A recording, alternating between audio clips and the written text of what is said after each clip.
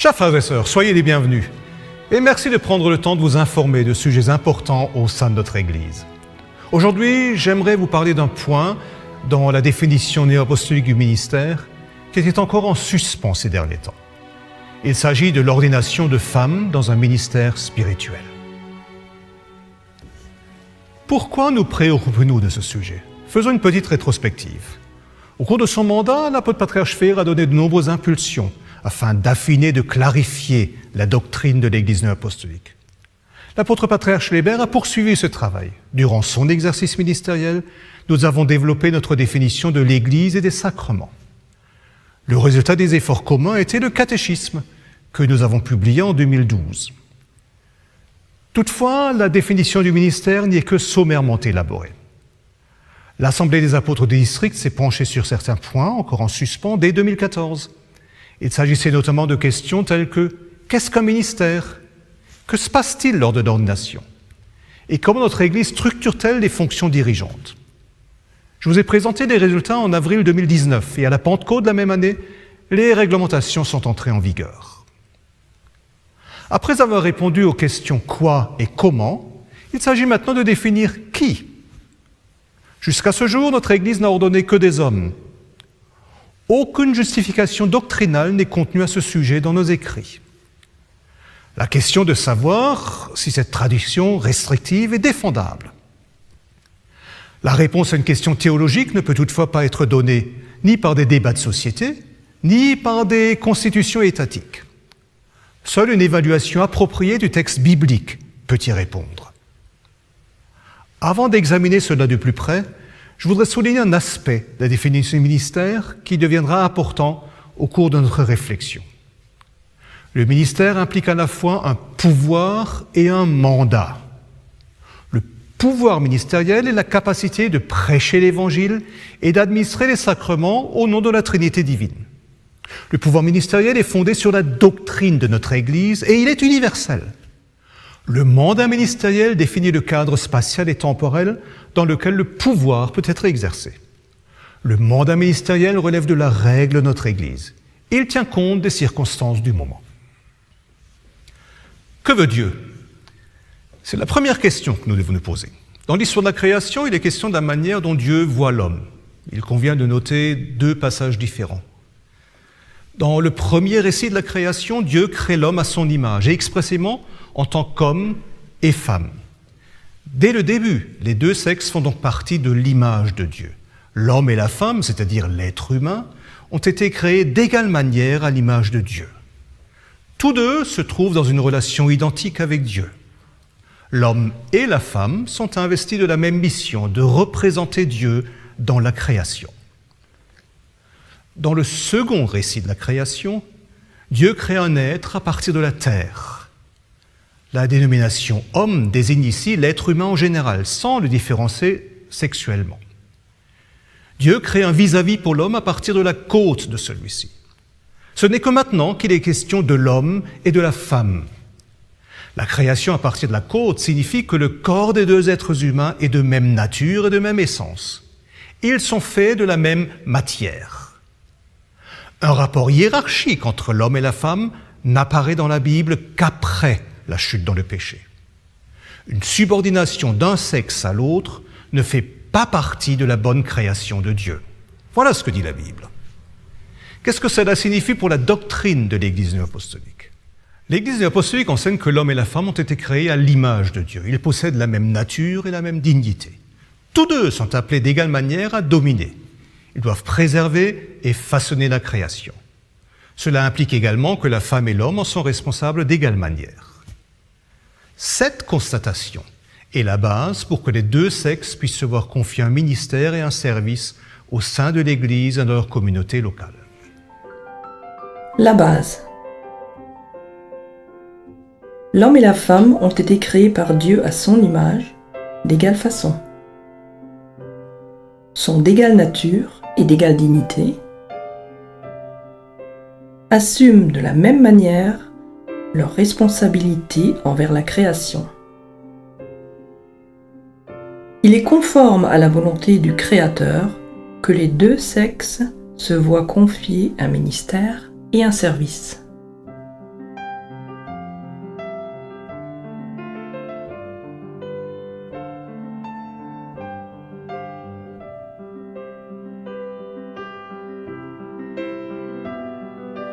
Que nous enseigne Jésus-Christ? Les évangiles rapportent que Jésus a enseigné les femmes, les a guéries et a pris soin d'elles. Dans l'entourage immédiat de Jésus, on ne trouve pas seulement des hommes, mais aussi un grand nombre de femmes. Les femmes s'étaient jointes à la communauté des disciples et la soutenaient notamment financièrement. Les femmes ont suivi Jésus jusque sous la croix. Les femmes ont été les premiers témoins de la résurrection du Seigneur et en ont parlé aux disciples. En diffusant ce message, elles ont joué un rôle essentiel dans l'apparition de l'Église par la proclamation de l'Évangile. En ce qui concerne le ministère, l'exemple de Christ est d'une importance capitale. Il n'a donné lui-même qu'un ministère à son Église, à savoir l'apostolat. C'est l'apostolat qui a le devoir et la responsabilité de définir ensuite la structure ministérielle au sein de l'Église. Et c'est là que l'on constate, bien que Jésus ne partageait pas les réserves de son époque à l'égard des femmes, il n'appelait que des hommes dans le cercle des apôtres. Comment cela se fait-il? Jésus lui-même n'a donné aucune justification à cela. Il ne s'est jamais exprimé à ce sujet. Nous devons donc interpréter sa décision. Nous pouvons supposer que ce choix avait aussi des raisons tout à fait pratiques et historico-culturelles. Annoncer l'Évangile ne pouvait au début se faire que dans les synagogues. Or, à l'époque, seuls les hommes juifs pouvaient s'y exprimer. Le choix de Jésus est donc lié à des aspects qui, selon notre conception actuelle du ministère, ne relèvent pas du pouvoir ministériel, mais du mandat ministériel. Il ne s'agit pas de savoir si les femmes pouvaient être investies de pouvoir, mais si elles avaient la possibilité d'accomplir une mission. Déduire des faits et gestes de Jésus que seuls des hommes peuvent être ordonnés conduit dans une impasse. En toute logique, nous devrions alors dire aussi que seuls les Juifs peuvent être apôtres, parce que Jésus n'a appelé que des Juifs, ou que seuls ceux qui ont accompagné le Seigneur peuvent être ses apôtres. À l'aune de ce critère, Paul n'aurait déjà plus été un apôtre.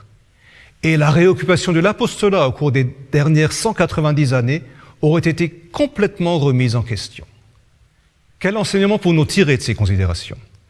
Jésus n'a rien dit sur la possibilité de confier un ministère à des femmes au sein de son Église. L'exemple de Jésus ne permet pas de conclure clairement si l'ordination des femmes est possible ou non. C'est pourquoi nous ne pouvons pas en tirer des conclusions contraignantes pour l'Église. Retenons cependant ceci. Ni les paroles ni les actes de Jésus ne nous autorisent à contrevenir à la volonté du Créateur qui a mis clairement l'homme et la femme sur un même pied d'égalité.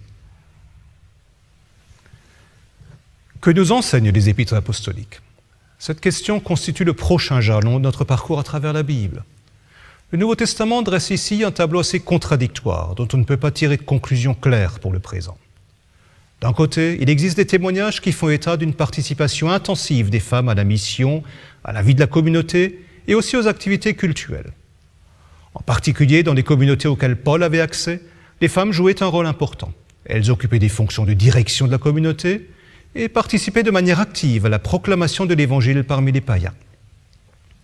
L'Épître aux Romains évoque par exemple une femme nommée Phoebé qui accomplit un ministère diaconal, ou encore Prisca qui dirige une communauté domestique avec son mari. Et dans la première Épître aux Corinthiens, il apparaît clairement que les femmes étaient tout aussi actives que les hommes au cours du service divin. Elles priaient et prophétisaient. Et ce discours prophétique visait, tout comme la prédication, à transmettre l'Évangile. D'autres textes bibliques plus récents s'opposent clairement à une participation active des femmes à la vie de la communauté. Elles ne sont plus associées au travail missionnaire. Ces passages se trouvent essentiellement dans les épîtres pastorales. Ils comprennent entre autres l'interdiction faite aux femmes de prendre la parole dans les assemblées. Et cette injonction est justifiée par le fait que le péché est entré dans le monde par Ève. Cette explication est toutefois en contradiction avec les épîtres de Paul dans lesquelles Adam ou l'homme est tenu pour responsable. Les passages des épîtres pastorales qui s'opposent à la participation des femmes se rapportent aux différentes activités au sein de la communauté. Ils ne relèvent donc pas, selon notre définition, du pouvoir ministériel, mais du mandat ministériel. Des textes correspondants manquent d'une justification théologique solide. Ils sont liés à leur époque et ont généralement une orientation résolument utilitaire. Pour l'Église néo-apostolique, il est donc clair que les passages isolés des épîtres néo-testamentaires qui interdisent aux femmes de participer activement au service divin et aux activités de la communauté ne constituent pas une raison suffisante pour exclure les femmes du ministère. Que nous enseigne l'Église? Au sein des communautés apostoliques catholiques et aussi des communautés néo-apostoliques, Il y avait des femmes qui œuvraient en tant que diaconesses. Il est probable que les diaconesses néo-apostoliques n'étaient pas ordonnées, mais qu'elles recevaient également une bénédiction spéciale, comme dans les communautés apostoliques catholiques. Jusque dans les années 50, les diaconesses ont principalement œuvré dans des tâches pastorales et caritatives. Puis cette tradition a pris fin, sans autre justification. Par la suite, la question de l'ordination des femmes dans le ministère n'a été traitée qu'avec beaucoup de retenue et tout au plus mentionnée dans des remarques marginales. Jusqu'à présent, il n'y a pas eu de déclaration officielle et doctrinalement fondée de l'apostolat sur le thème « La femme et le ministère ». Je voudrais tirer ici une conclusion provisoire. L'examen des textes bibliques montre clairement: devant Dieu, la femme et l'homme ont la même dignité, la même valeur et la même mission. Nous tirons cette conclusion de l'histoire de la création. Ni l'exemple de Jésus-Christ, ni l'enseignement des apôtres ou notre propre tradition ne fournissent de raisons valables pour s'opposer à l'attribution de pouvoir ministériel aux femmes. S'il était interdit d'exercer aux femmes d'exercer un mandat ministériel, c'était en raison de circonstances extérieures. Le bilan intermédiaire. Devant Dieu, le Créateur, l'homme et la femme sont égaux en droit. Il n'existe aucune raison impérieuse de faire des différences, que ce soit en Jésus-Christ, que ce soit dans l'enseignement des apôtres, que ce soit dans la tradition néo-apostolique.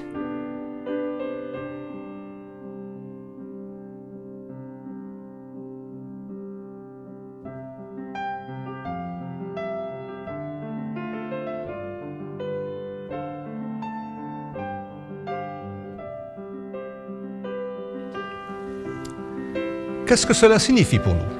Il s'agit maintenant de la justification doctrinale, et celle-ci repose sur deux piliers: la nature de l'être humain et son besoin de salut. Les récits de la création nous ont déjà tout dit sur la nature de l'être humain. L'homme et la femme sont d'égale manière à l'image de Dieu.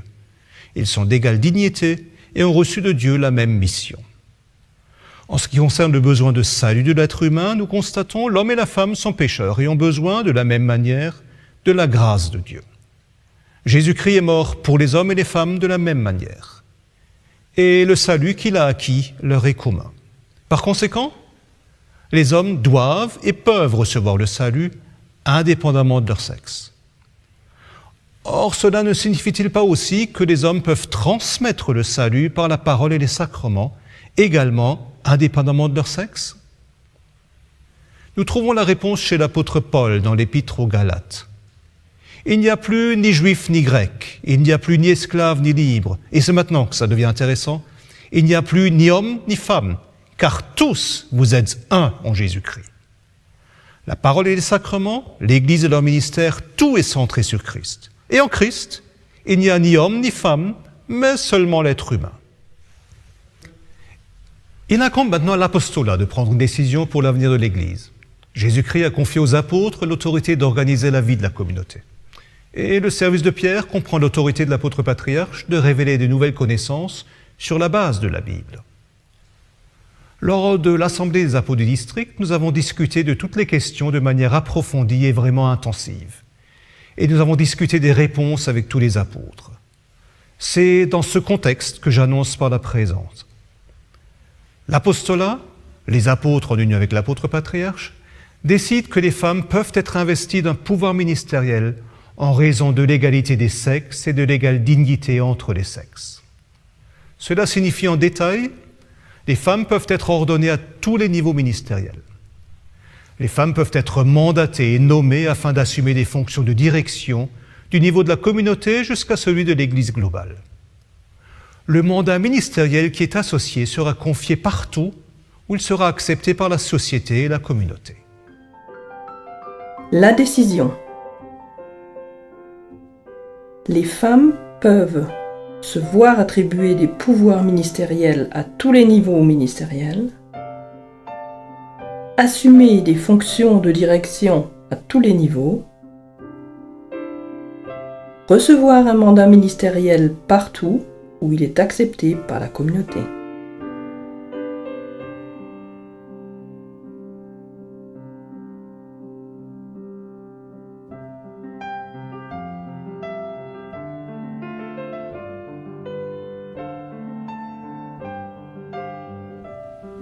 Permettez-moi encore de souligner quelques points qui me semblent très importants. L'homme et la femme sont égaux devant le fait que c'est Dieu qui appelle au ministère, pas l'homme. Il est donc proscrit de définir une certaine proportion d'hommes et de femmes dans les différents niveaux ministériels. C'est la volonté de Dieu qui est déterminante, pas la volonté humaine. Les ordinations tiennent compte d'une part des besoins de la communauté, du district ou de l'église territoriale et d'autre part des compétences et aptitudes des candidats potentiels. Cela va aussi bien pour les femmes que pour les hommes. Et cela concerne tous les niveaux ministériels. Quelles seront les prochaines étapes? Ces règles entreront en vigueur le 1er janvier 2023. Ça ne veut pas dire que les femmes doivent être ordonnées immédiatement partout. Nous continuerons à traiter l'ordination avec le même soin qu'auparavant. C'est Dieu qui choisit une personne pour un ministère. Les dons se développent dans la communauté pour la communauté. À nous de reconnaître ces dons et de les mettre au service de Dieu et de la communauté en confiant un ministère aux fidèles concernés. Cela nécessite du temps et s'accompagne de nombreuses prières. Je suis conscient que cette décision représente un tournant dans notre tradition. Et je sais bien que vous vous posez encore de nombreuses questions à ce sujet. Les uns ont peut-être encore des questions de compréhension au sujet du contexte doctrinal. D'autres se posent déjà des questions complémentaires au sujet des procédures futures. Et oui, bien sûr, nous avons déjà réfléchi à la question vestimentaire. La réponse est simple, les sœurs ordonnées porteront une tenue noire et blanc, décente et adaptée aux coutumes régionales. Nous répondrons à toutes les questions, dans nos médias, lors de formations ou dans des dialogues. Nous y travaillons déjà. Un numéro hors série des pensées directrices sera publié prochainement sur le thème « La transmission de pouvoir du mandat ministériel aux femmes ». Ces explications seront également publiées sous une forme simplifiée sur nos portails Internet et dans les magazines de notre Église. Des formations sont aussi prévues au sein des différentes églises territoriales pour les ministres dirigeants, puis pour toutes les personnes intéressées. Chers frères et sœurs, laissez aux responsables locaux le temps de se familiariser avec les détails et le contexte. Jusqu'à présent, seuls les apôtres se sont penchés sur la question. Car il s'agit d'une décision de l'apostolat. Mais vu son importance, il me semblait indispensable de la faire connaître à l'Église dans son ensemble. Voilà, c'est tout pour le moment. Je vous remercie de tout cœur pour votre attention et votre patience ici et maintenant, mais aussi au cours des mois écoulés. Il était important que nous ayons suffisamment de temps pour clarifier cette question importante, car la réponse est le résultat d'une réflexion globale, théologique et spirituelle, et non une réaction à une pression de la société. C'est une démarche ecclésiale. Nous avons élaboré le catéchisme, nous avons réfléchi à l'Église, au sacrement et maintenant au ministère. Et le thème des femmes dans le ministère est un aspect partiel du ministère.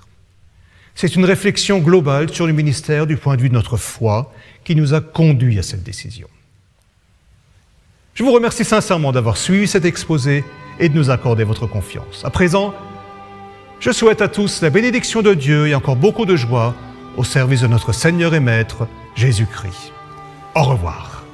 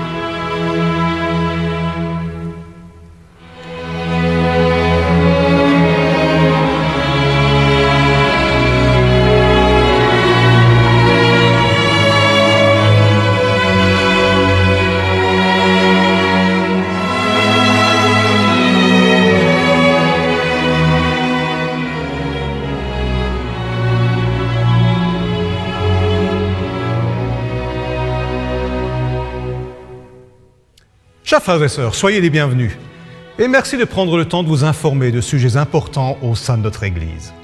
Aujourd'hui, j'aimerais vous parler d'un point dans la définition néo-apostolique du ministère qui était encore en suspens ces derniers temps. Il s'agit de l'ordination de femmes dans un ministère spirituel. Pourquoi nous préoccupons-nous de ce sujet? Faisons une petite rétrospective. Au cours de son mandat, l'apôtre patriarche Schwerer a donné de nombreuses impulsions afin d'affiner, de clarifier la doctrine de l'Église néo-apostolique. L'apôtre patriarche Schleber a poursuivi ce travail. Durant son exercice ministériel, nous avons développé notre définition de l'Église et des sacrements. Le résultat des efforts communs était le catéchisme que nous avons publié en 2012. Toutefois, la définition du ministère n'y est que sommairement élaborée. L'Assemblée des apôtres des districts s'est penchée sur certains points, encore en suspens, dès 2014. Il s'agissait notamment de questions telles que « qu'est-ce qu'un ministère ? Que se passe-t-il lors de l'ordination ? Et comment notre Église structure-t-elle les fonctions dirigeantes ?» Je vous ai présenté les résultats en avril 2019 et à la Pentecôte de la même année, les réglementations sont entrées en vigueur. Après avoir répondu aux questions « quoi » et « comment », il s'agit maintenant de définir « qui ». Jusqu'à ce jour, notre Église n'a ordonné que des hommes. Aucune justification doctrinale n'est contenue à ce sujet dans nos écrits. La question de savoir si cette tradition restrictive est défendable. La réponse à une question théologique ne peut toutefois pas être donnée ni par des débats de société, ni par des constitutions étatiques. Seule une évaluation appropriée du texte biblique peut y répondre. Avant d'examiner cela de plus près, je voudrais souligner un aspect de la définition du ministère qui deviendra important au cours de notre réflexion. Le ministère implique à la fois un pouvoir et un mandat. Le pouvoir ministériel est la capacité de prêcher l'Évangile et d'administrer les sacrements au nom de la Trinité divine. Le pouvoir ministériel est fondé sur la doctrine de notre Église et il est universel. Le mandat ministériel définit le cadre spatial et temporel dans lequel le pouvoir peut être exercé. Le mandat ministériel relève de la règle de notre Église. Il tient compte des circonstances du moment.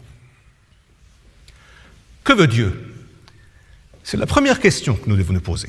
Dans l'histoire de la création, il est question de la manière dont Dieu voit l'homme. Il convient de noter deux passages différents.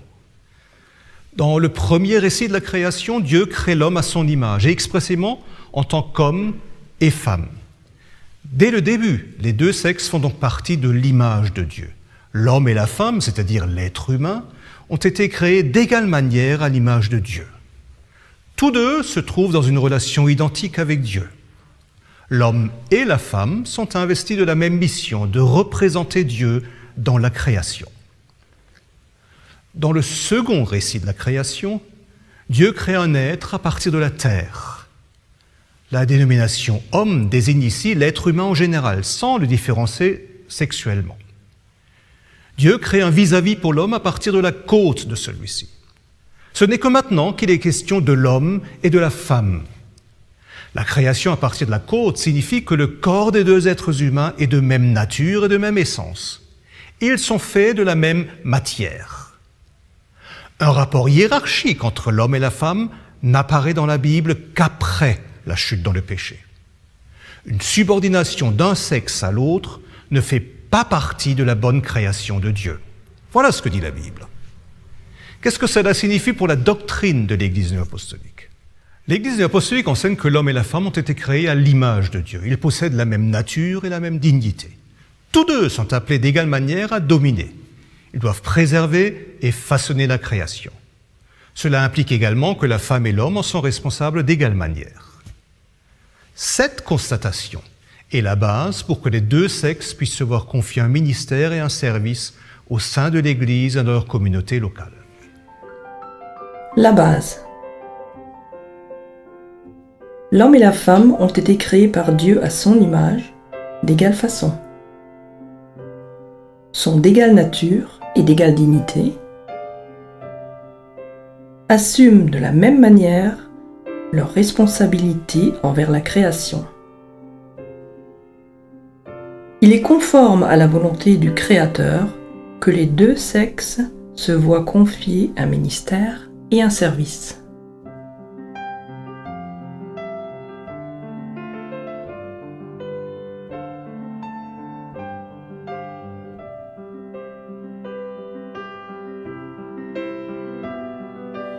Que nous enseigne Jésus-Christ?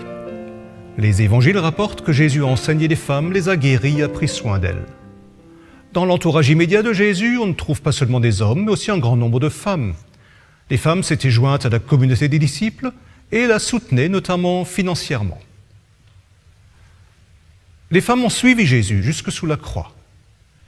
Les femmes ont été les premiers témoins de la résurrection du Seigneur et en ont parlé aux disciples. En diffusant ce message, elles ont joué un rôle essentiel dans l'apparition de l'Église par la proclamation de l'Évangile. En ce qui concerne le ministère, l'exemple de Christ est d'une importance capitale. Il n'a donné lui-même qu'un ministère à son Église, à savoir l'apostolat. C'est l'apostolat qui a le devoir et la responsabilité de définir ensuite la structure ministérielle au sein de l'Église. Et c'est là que l'on constate, bien que Jésus ne partageait pas les réserves de son époque à l'égard des femmes, il n'appelait que des hommes dans le cercle des apôtres. Comment cela se fait-il? Jésus lui-même n'a donné aucune justification à cela. Il ne s'est jamais exprimé à ce sujet. Nous devons donc interpréter sa décision. Nous pouvons supposer que ce choix avait aussi des raisons tout à fait pratiques et historico-culturelles. Annoncer l'Évangile ne pouvait au début se faire que dans les synagogues. Or, à l'époque, seuls les hommes juifs pouvaient s'y exprimer. Le choix de Jésus est donc lié à des aspects qui, selon notre conception actuelle du ministère, ne relèvent pas du pouvoir ministériel, mais du mandat ministériel. Il ne s'agit pas de savoir si les femmes pouvaient être investies de pouvoir, mais si elles avaient la possibilité d'accomplir une mission. Déduire des faits et gestes de Jésus que seuls des hommes peuvent être ordonnés conduit dans une impasse. En toute logique, nous devrions alors dire aussi que seuls les Juifs peuvent être apôtres, parce que Jésus n'a appelé que des Juifs, ou que seuls ceux qui ont accompagné le Seigneur peuvent être ses apôtres. À l'aune de ce critère, Paul n'aurait déjà plus été un apôtre. Et la réoccupation de l'apostolat au cours des dernières 190 années aurait été complètement remise en question. Quel enseignement pouvons-nous tirer de ces considérations? Jésus n'a rien dit sur la possibilité de confier un ministère à des femmes au sein de son Église. L'exemple de Jésus ne permet pas de conclure clairement si l'ordination des femmes est possible ou non. C'est pourquoi nous ne pouvons pas en tirer des conclusions contraignantes pour l'Église. Retenons cependant ceci. Ni les paroles ni les actes de Jésus ne nous autorisent à contrevenir à la volonté du Créateur qui a mis clairement l'homme et la femme sur un même pied d'égalité. Que nous enseignent les épîtres apostoliques?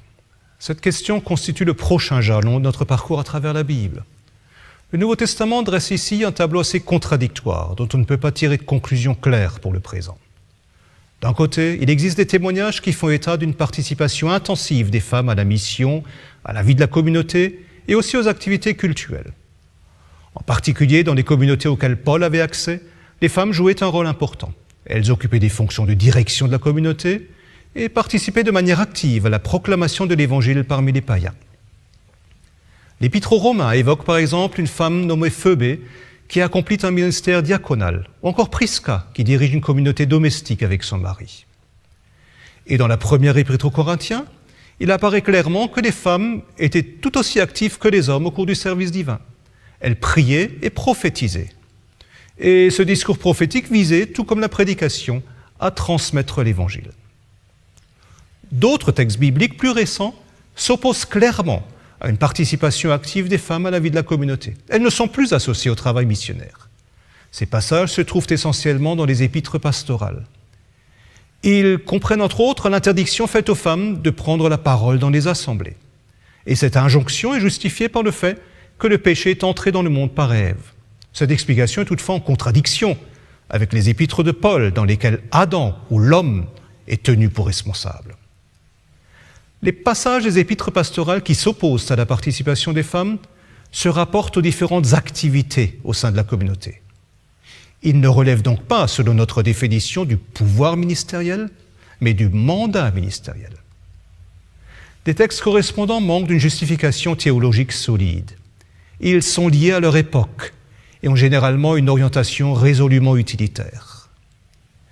Pour l'Église néo-apostolique, il est donc clair que les passages isolés des épîtres néo-testamentaires qui interdisent aux femmes de participer activement au service divin et aux activités de la communauté ne constituent pas une raison suffisante pour exclure les femmes du ministère. Que nous enseigne l'Église? Au sein des communautés apostoliques catholiques et aussi des communautés néo-apostoliques, Il y avait des femmes qui œuvraient en tant que diaconesses. Il est probable que les diaconesses néo-apostoliques n'étaient pas ordonnées, mais qu'elles recevaient également une bénédiction spéciale, comme dans les communautés apostoliques catholiques. Jusque dans les années 50, les diaconesses ont principalement œuvré dans des tâches pastorales et caritatives. Puis cette tradition a pris fin, sans autre justification. Par la suite, la question de l'ordination des femmes dans le ministère n'a été traitée qu'avec beaucoup de retenue et tout au plus mentionnée dans des remarques marginales. Jusqu'à présent, il n'y a pas eu de déclaration officielle et doctrinalement fondée de l'apostolat sur le thème « La femme et le ministère ». Je voudrais tirer ici une conclusion provisoire. L'examen des textes bibliques montre clairement: devant Dieu, la femme et l'homme ont la même dignité, la même valeur et la même mission. Nous tirons cette conclusion de l'histoire de la création. Ni l'exemple de Jésus-Christ, ni l'enseignement des apôtres ou notre propre tradition ne fournissent de raisons valables pour s'opposer à l'attribution de pouvoir ministériel aux femmes. S'il était interdit d'exercer aux femmes d'exercer un mandat ministériel, c'était en raison de circonstances extérieures. Le bilan intermédiaire. Devant Dieu, le Créateur, l'homme et la femme sont égaux en droit.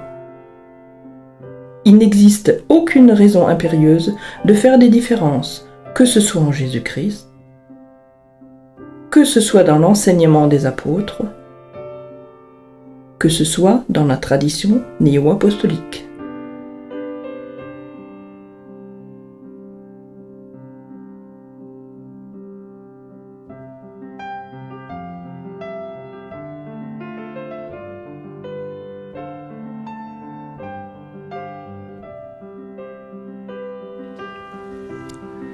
Qu'est-ce que cela signifie pour nous? Il s'agit maintenant de la justification doctrinale, et celle-ci repose sur deux piliers: la nature de l'être humain et son besoin de salut. Les récits de la création nous ont déjà tout dit sur la nature de l'être humain. L'homme et la femme sont d'égale manière à l'image de Dieu. Ils sont d'égale dignité et ont reçu de Dieu la même mission. En ce qui concerne le besoin de salut de l'être humain, nous constatons l'homme et la femme sont pécheurs et ont besoin, de la même manière, de la grâce de Dieu. Jésus-Christ est mort pour les hommes et les femmes de la même manière. Et le salut qu'il a acquis leur est commun. Par conséquent, les hommes doivent et peuvent recevoir le salut indépendamment de leur sexe. Or, cela ne signifie-t-il pas aussi que les hommes peuvent transmettre le salut par la parole et les sacrements, également indépendamment de leur sexe? Nous trouvons la réponse chez l'apôtre Paul dans l'épître aux Galates. Il n'y a plus ni juif ni grec, il n'y a plus ni esclave ni libre, et c'est maintenant que ça devient intéressant, il n'y a plus ni homme ni femme, car tous vous êtes un en Jésus-Christ. La parole et les sacrements, l'Église et leur ministère, tout est centré sur Christ. Et en Christ, il n'y a ni homme ni femme, mais seulement l'être humain. Il incombe maintenant à l'apostolat de prendre une décision pour l'avenir de l'Église. Jésus-Christ a confié aux apôtres l'autorité d'organiser la vie de la communauté. Et le service de Pierre comprend l'autorité de l'apôtre patriarche de révéler de nouvelles connaissances sur la base de la Bible. Lors de l'Assemblée des apôtres du district, nous avons discuté de toutes les questions de manière approfondie et vraiment intensive. Et nous avons discuté des réponses avec tous les apôtres. C'est dans ce contexte que j'annonce par la présente. L'apostolat, les apôtres en union avec l'apôtre patriarche, décident que les femmes peuvent être investies d'un pouvoir ministériel en raison de l'égalité des sexes et de l'égale dignité entre les sexes. Cela signifie en détail: les femmes peuvent être ordonnées à tous les niveaux ministériels. Les femmes peuvent être mandatées et nommées afin d'assumer des fonctions de direction du niveau de la communauté jusqu'à celui de l'Église globale. Le mandat ministériel qui est associé sera confié partout où il sera accepté par la société et la communauté. La décision. Les femmes peuvent se voir attribuer des pouvoirs ministériels à tous les niveaux ministériels, assumer des fonctions de direction à tous les niveaux, recevoir un mandat ministériel partout où il est accepté par la communauté.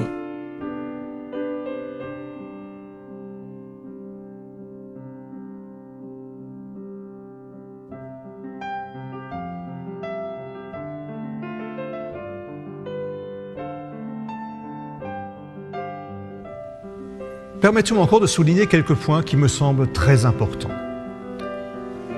L'homme et la femme sont égaux devant le fait que c'est Dieu qui appelle au ministère, pas l'homme.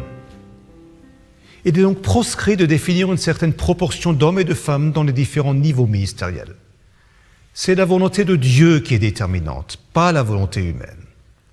Les ordinations tiennent compte d'une part des besoins de la communauté, du district ou de l'église territoriale et d'autre part des compétences et aptitudes des candidats potentiels.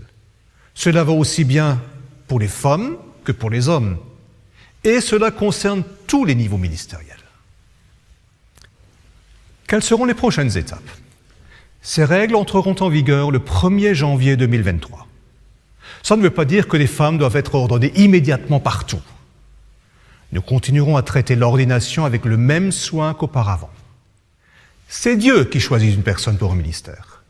Les dons se développent dans la communauté pour la communauté. À nous de reconnaître ces dons et de les mettre au service de Dieu et de la communauté en confiant un ministère aux fidèles concernés. Cela nécessite du temps et s'accompagne de nombreuses prières. Je suis conscient que cette décision représente un tournant dans notre tradition. Et je sais bien que vous vous posez encore de nombreuses questions à ce sujet. Les uns ont peut-être encore des questions de compréhension au sujet du contexte doctrinal. D'autres se posent déjà des questions complémentaires au sujet des procédures futures. Et oui, bien sûr, nous avons déjà réfléchi à la question vestimentaire. La réponse est simple, les sœurs ordonnées porteront une tenue noire et blanc, décente et adaptée aux coutumes régionales. Nous répondrons à toutes les questions, dans nos médias, lors de formations ou dans des dialogues. Nous y travaillons déjà. Un numéro hors série des pensées directrices sera publié prochainement sur le thème « La transmission de pouvoir du mandat ministériel aux femmes ». Ces explications seront également publiées sous une forme simplifiée sur nos portails Internet et dans les magazines de notre Église. Des formations sont aussi prévues au sein des différentes églises territoriales pour les ministres dirigeants, puis pour toutes les personnes intéressées. Chers frères et sœurs, laissez aux responsables locaux le temps de se familiariser avec les détails et le contexte. Jusqu'à présent, seuls les apôtres se sont penchés sur la question. Car il s'agit d'une décision de l'apostolat. Mais vu son importance, il me semblait indispensable de la faire connaître à l'Église dans son ensemble. Voilà, c'est tout pour le moment. Je vous remercie de tout cœur pour votre attention et votre patience ici et maintenant, mais aussi au cours des mois écoulés. Il était important que nous ayons suffisamment de temps pour clarifier cette question importante, car la réponse est le résultat d'une réflexion globale, théologique et spirituelle, et non une réaction à une pression de la société. C'est une démarche ecclésiale. Nous avons élaboré le catéchisme, nous avons réfléchi à l'Église, au sacrement et maintenant au ministère. Et le thème des femmes dans le ministère est un aspect partiel du ministère. C'est une réflexion globale sur le ministère du point de vue de notre foi qui nous a conduits à cette décision. Je vous remercie sincèrement d'avoir suivi cet exposé et de nous accorder votre confiance. À présent, je souhaite à tous la bénédiction de Dieu et encore beaucoup de joie au service de notre Seigneur et Maître, Jésus-Christ. Au revoir.